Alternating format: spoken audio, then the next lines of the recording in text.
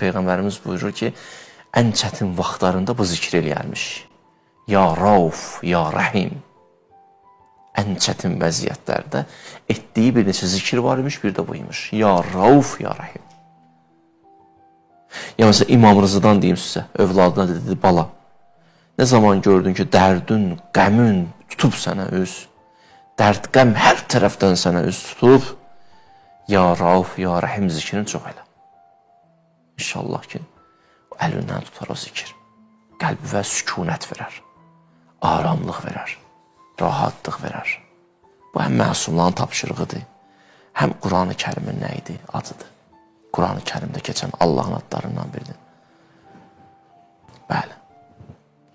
Xülasə, Rauf adı insana çətinlik üz tutanda çıxır meydana, zühur etməyə başlayır. Yəni, rəhmət geniş anlamlıdır. Ola bilsin bir çətinliyə düşməmsən hələ, Allah rəhməti ilə, rəhim adı ilə sənə bir neymət verir. Sənə bir dost verir. Heç çətinlikdən əsər olamət yoxdur, söhbət də getmir. Rauf o zaman meydana gəl ki, sənin çətinliyin var. Qəmin var, dərdin var, kədərin var. Yıxılmısan, qalmısan yerdə. Orada rüfət çıxır meydana. İndi burada bir dənə sual çıxır.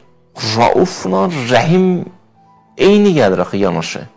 Raufun rəhim. Niyə bu iki ad yanaşı gəlir? Bu illa səbəbsiz deyil. Bu iki dənə ad ki, yanaşı gəlməyin mənası var. Sinonim deyil. Müfəssirlər buyurur ki, Rauf ismi bəndəni çıxılmaz vəziyyətdən xilas eləyir.